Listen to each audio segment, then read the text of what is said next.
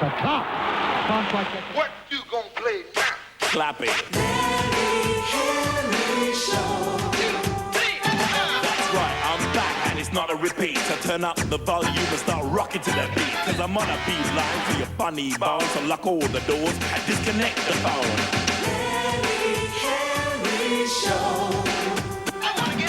People say I'm crazy, a madcap loon. Kids talk to me like I'm a cartoon. Just for your entertainment I've been employed. So turn on, tune in, sit back and enjoy.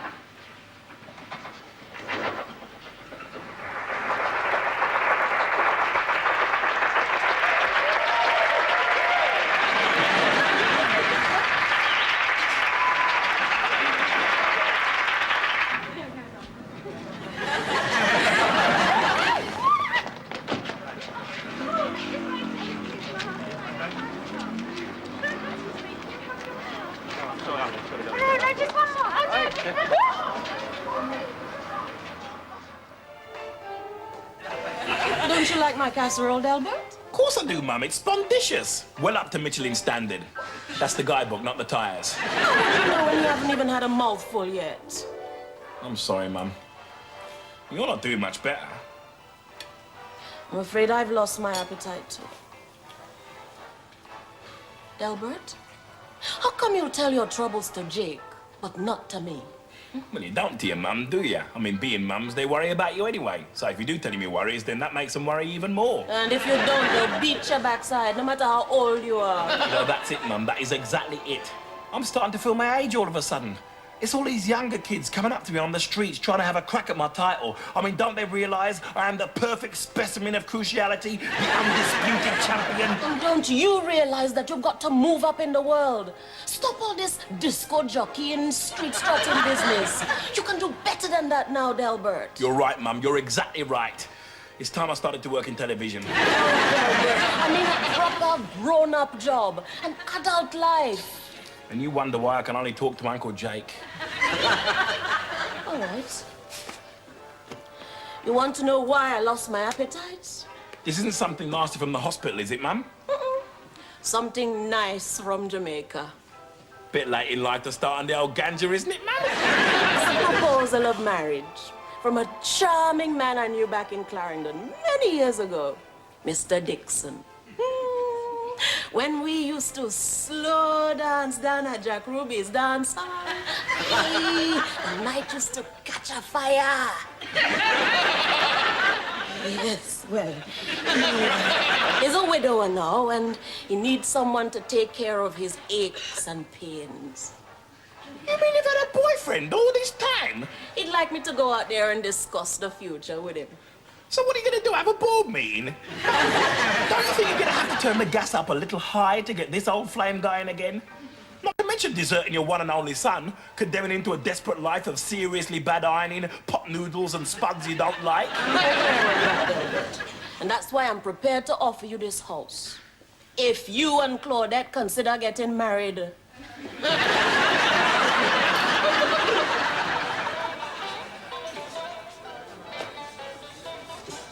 Business is that bad, eh, Alex? Well, if you're having a midnight postal round, drop this off. It's to me mum in Sunderland. The only sauce I want from you, Julie, is the hollandaise for my salmon. I'm on an unpaid break and I'm studying. Yeah, stick to your usual ketchup. Yeah, look, never mind all that. Just study this, will you? You know, spelling, swear words and such. Fetch my sauce, woman. Stop what you're doing and read this. Sounds like a Cypriot marriage proposal. As it happens, I may soon become very eligible. But you're applying for a community radio franchise. Yeah. I'm getting fed up with all this late-night ducking and diving. I've been thinking about going legit, running a normal, above-the-line radio station, leading a quieter life. I put all that in the application. plus 50 quid so they can all have a drink. Look at this, hundreds of letters for Winston.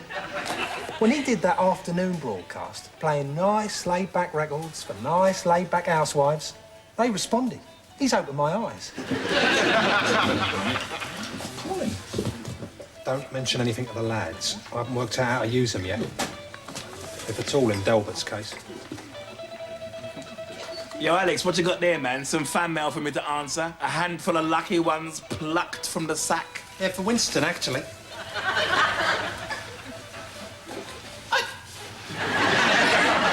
I didn't ask for them, honest, Delbert. Winston, you are my homeboy, right? We have a special bond which can't be broken, don't we? So give me a specimen of your handwriting so I can prove you didn't write any of these. Get in that studio and prepare for the show, quick! And I shall be frisking you for Ali Jones records. Leave us alone, Alex. Friendly rivalry. Very beneficial to an enterprise like mine. A sense of competition between employees can only improve the service to the public. Julie, see if my salmon's ready yet, will you? Salmon? Yeah, I'm breaking in a new chef. Isn't the salmon an amazing fish, Alex? Every year it swims from the sea, into the rivers, up the stream, and then it leaps straight into the boot of your car. Gamekeeper now, not a poacher. I'm improving the menu, see? And there'll be one or two other changes round here which you'll soon be made aware of.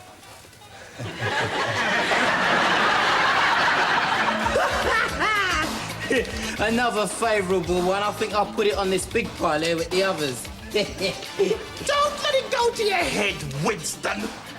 Remember the old show business of days? You're only as good as your worst review. So read me some of the bad ones. There's only two, actually. As a regular listener to the Brixton Broadcasting Corporation, I found you amateurish and boring. But the one good thing about you is that you are obviously not a prat like that Delbert Wilkins. Tell me this person's address, Winston, immediately. Sorry, they only give their name. Anon. Must be Welsh or something. Read me the other one. Feed me till I want no more. Dear sir, I must protest most strongly about the appalling intrusion into a recent broadcast by Delbert Wilkins. They've put your name here in capital letters. I don't know who this second-rate substitute was, but under no circumstances must he ever again be allowed to... Deputise. Oh, yeah, deputise for Delbert Wilkins again. Yeah, how did you know the word was deputised? Lucky guess. You wrote this, didn't you? I know, because you can't help writing your name in capital letters the same way you say it. Delbert Wilkins. What'd you do this to me for, Delbert? I'm sorry, Winston. I'm under a lot of pressure. I mean, my motivation's getting all blurred, do you know what I mean? I suppose, unlikely as it may seem, I felt threatened by you. Because I made a success of my broadcast. And because I'm 3 months younger than you. 2 3/4 months, Winston. Don't lie about your age. Get over there and sort that James Brown stuff out now. You want me? I'm sure Winston is up to something with Alex.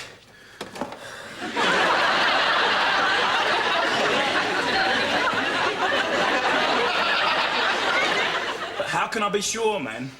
You can't tell with Winston. I mean, there could be a lot going on in his head, or nothing at all. He disguises it so well. He should be a cabinet minister. Maybe it's my mum who's behind it all, trying to force me into a proper job. Nah, stop it, Delbert, stop it. You're getting paranoid. Next thing you know, you'll be talking to yourself. Delbert! I know you said the Earth had moved, but... Oh, sorry, guys. Forgot you were in there, you know what I mean? What's eating you, darling? Nothing, I'm fine. Crucial, spondicious, well hard. Is it something to do with us that's bothering you? No, no, no, no, no, no, no, no, no!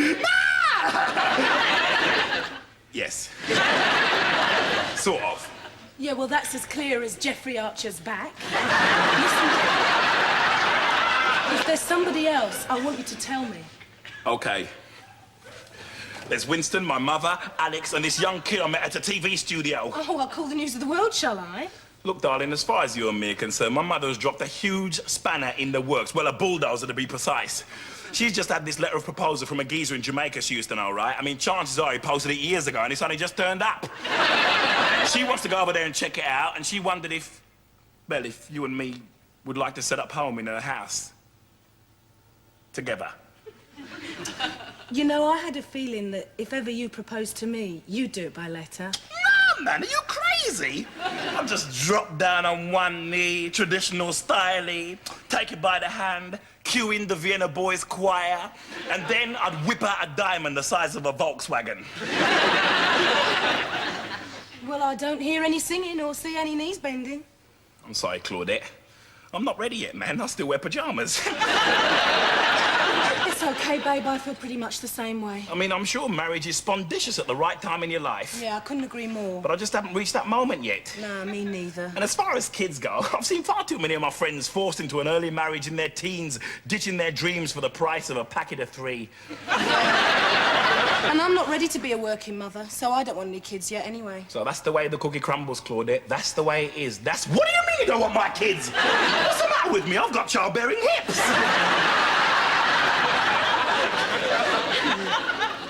Uncle Jake? How's your life? Unfulfilled, but I'm taking steps. Here's an observation test for you. What is missing from the following picture? If I didn't know any better, Delbert, I'd say you were lacking a suit. Correct! Hey, why? Me doing high-pressure salesmanship.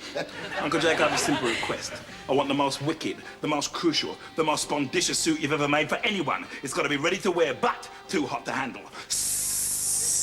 What's the gig? Uncle Jake, it's time for Delbert Wilkins to hit the silver screens. My clothes are getting too loud for the radio. They were drowning out the music. So I'm going up west to become a super-duper megastar. An audition? I can dig that. I had a tryout once with the Rolling Stones. But they turned me down for being too outrageous.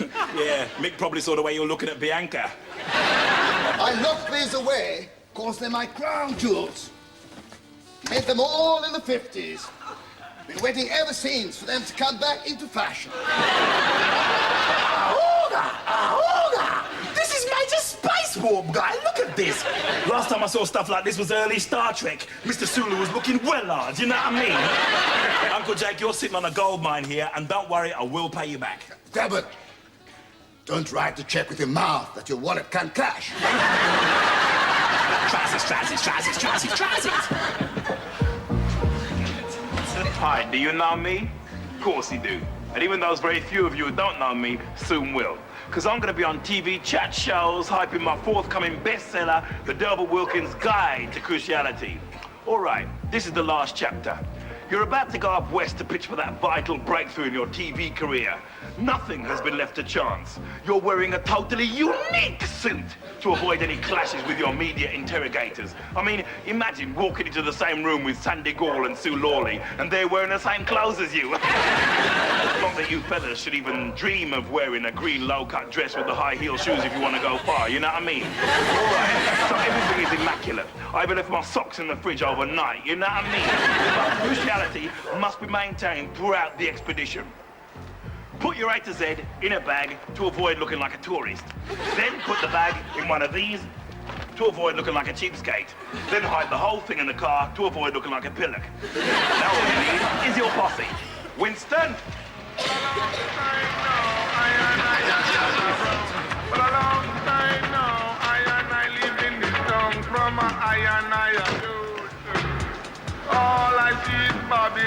Thank you very much, Winston. That was the most interesting journey.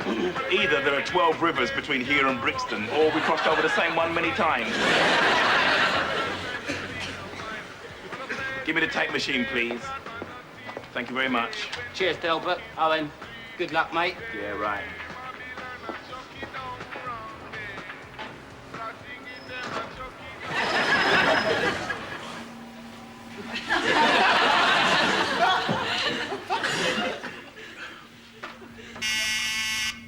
All right, welcome to the all-new, all-crucial Delbert Wilkins show. And I'm your host amongst hosts, Delbert Wilkins.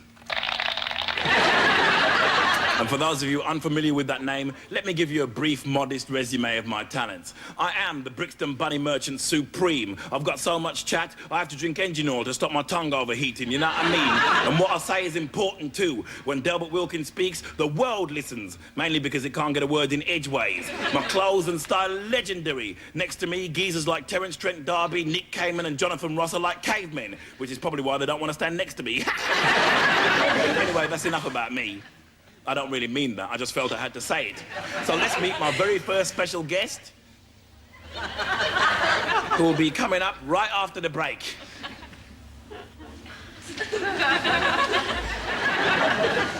Winston, come here immediately. But Delbert... Don't argue with me, talk to me.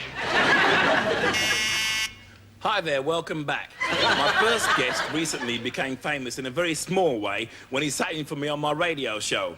How to handle the sudden rise from obscurity to fame and back to obscurity again is just one of the questions I'll be putting to my very first guest, DJ Winston.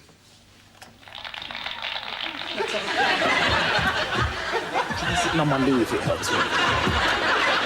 Why we haven't had passport photographs taken together, Delbert? Give me a photo of me, Beaver, to give me a job in your television station booth. Now, come on. So just how overawed were you when you sat in for me on my radio show? Winston, perform. Hello, Delbert. Hello, senor, son. Here we see how sad it is when someone can't cope with the pressures of fame.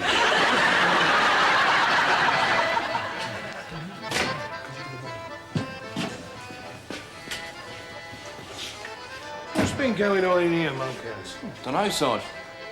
Looks like it's gone up market. When we get back to the car, check the list for missing DIY goods and stolen pictures, OK? I'm sorry, gentlemen. No work clothes, please. What's happened to your kebab house, Kazoblis?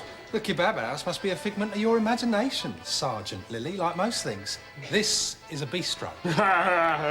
Long as you do steak, pie, chips and veg, you shall continue to enjoy my custom, old son. I'll bring you the menus, then. Is Julie in tonight, Mr. Kazoblis? Who? Ah, Julie, mais oui.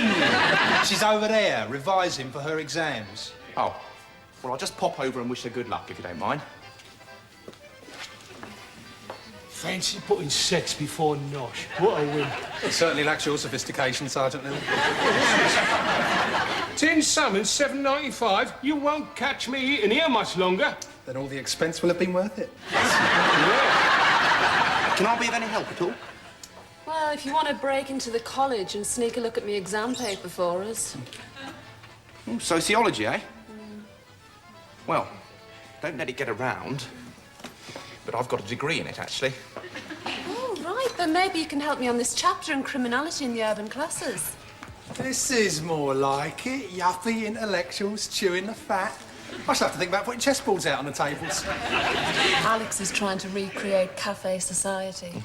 Julie, please, this is a restaurant, not a cafe. Your colleague needs a bit of help with the menu, reading it and such. Well, maybe catch you later on for some extra homework? Aye, give us a call. Stop encouraging him, Julie. Delbert and Winston are due in soon, and I've got to break the news to one of them that their services are no longer required. I don't want to ruck with the law looking on. And who's going to get the bullet, as if I didn't know? I'm afraid I've got to listen to my head, Julie, not my heart. Oh, it's a tough choice. One's made of stone and the other's full of custard.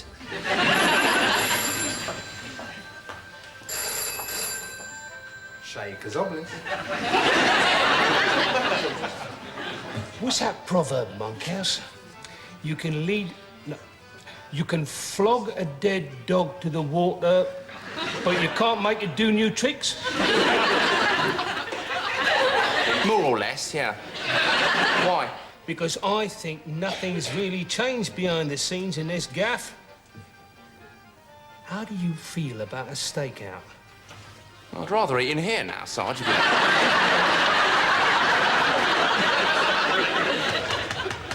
Friend or foe? Friend, I think. I don't know what a foe is. Get in here, Winston. Has it got anything to do with Dears? That's a dough, Winston. foe is an enemy, a rival, a competitor. Ah, I answered right then. Well, not exactly, no. Here, give me the keys to the car. I'll drive you down the studio tonight. What for? Because I just had a phone call from Alex Kazoblis, the Terminator.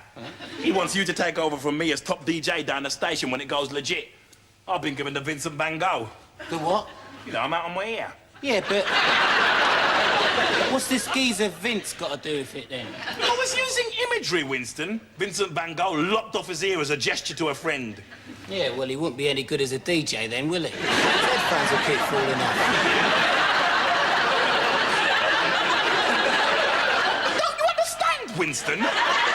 My ear is being metaphorically hacked off as a gesture to you. You're taking my job, man.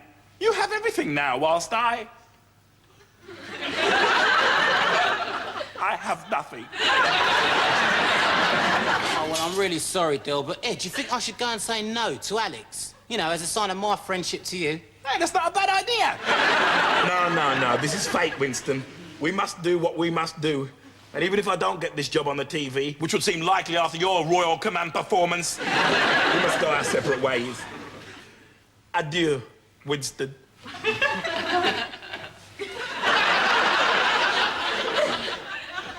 Adieu.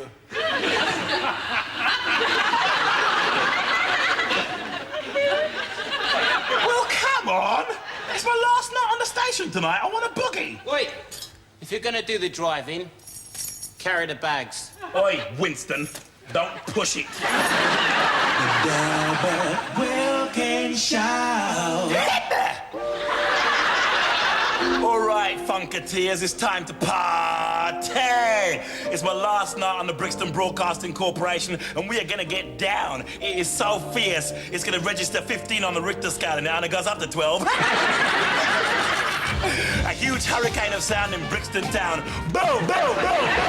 Yeah, man, but before I do any of that, I've got to say a few thank yous to all the people who've supported me over the years. I didn't need their help, but it makes them feel good. You know what I mean? First of all, I want to thank my mum. She always pretends she never listens to the show, but I know she's out there boogieing around the kitchen in her nightie and curlers. She's flying off to Jamaica tomorrow, and I just wanted to know that when she comes back, I hope I'll have a new job, not to mention a new dad. Have a good trip, Mum. And would you mind taking my shirts with you, ironing them, and then posting them back? Next, I want to thank my lady, my fine lady, Claudette, who found me near the pinnacle of my career and then gave me a stepladder. She is so clever, she can put naught and naught together and get a £100 rebate from the taxman. Well, check this, Claudette. It's the sound of me blowing you a big smackaroonie.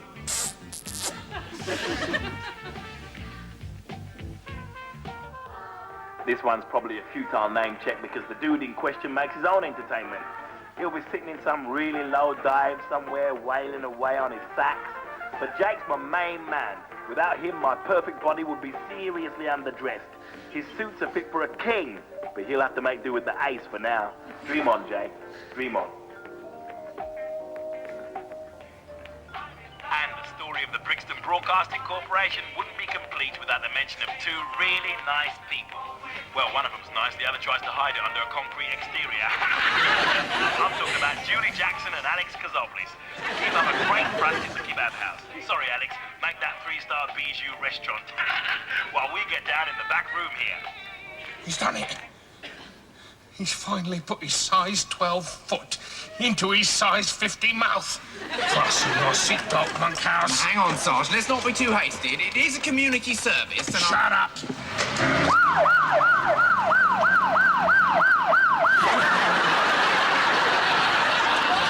And finally, I have to thank Winston. I have to do that because he's sitting here next to me.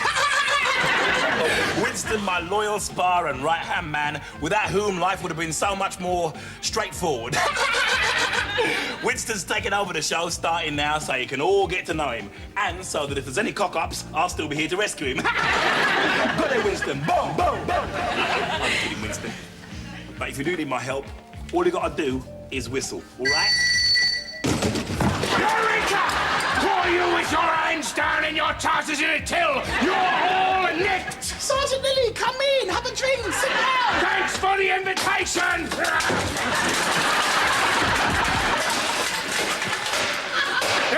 last request! How about don't stand so close to me by the police?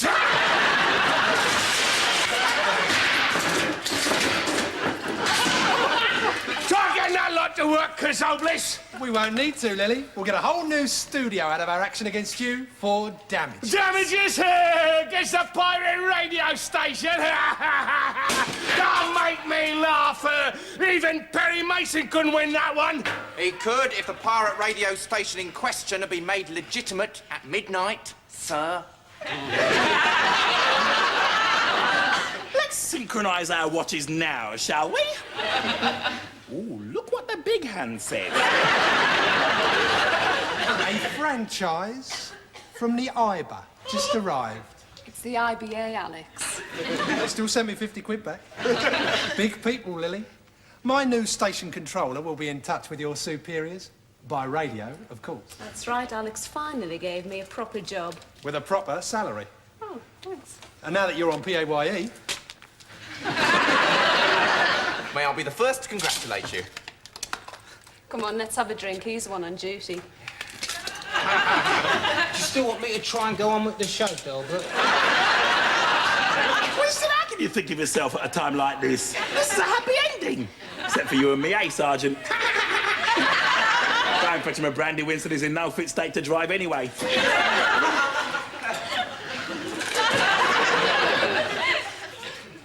You all right, Delbert?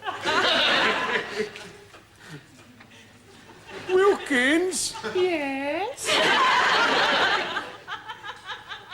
You set me up, didn't you? That's right. And now, I'm gonna knock you down again.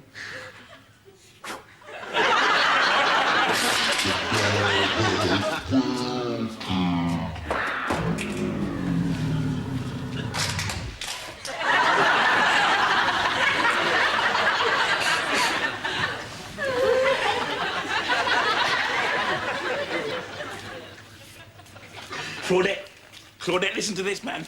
It's a letter from the TV people.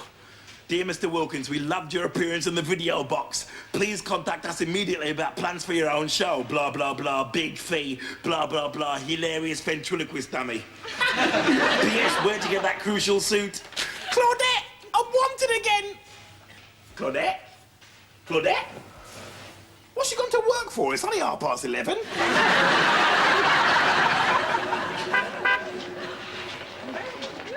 How you doing, guys? Nice to see you, man. Listen, no problem. You guys come and see the show? Yeah. Oh, I'm looking forward to it, man. Big night tonight, first one. I'll borrow your pen, you don't mind, do you? Nice to see you. There you go. Thank you very much. Take the pen. No, there's no trouble here. Constable Lenny. An old friend of yours, look. There you go. Thanks very much. Listen, take care of yourself, all right? I'll see you. How you doing, guys? Nice stripes.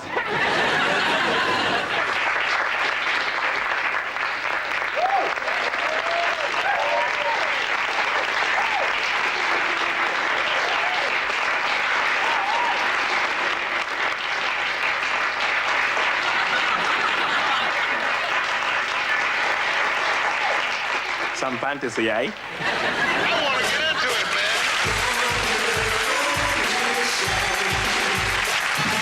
Reality with a capital C, when the big bad wolf wouldn't mess with me, and I'm original. My style is unique, and I'm rocking this mic 8 days a week. On a secret quest to free you from doom. My technicolor suit lights up this room. Don't be so sad, 'cause I have to go. Just press rewind and watch the video.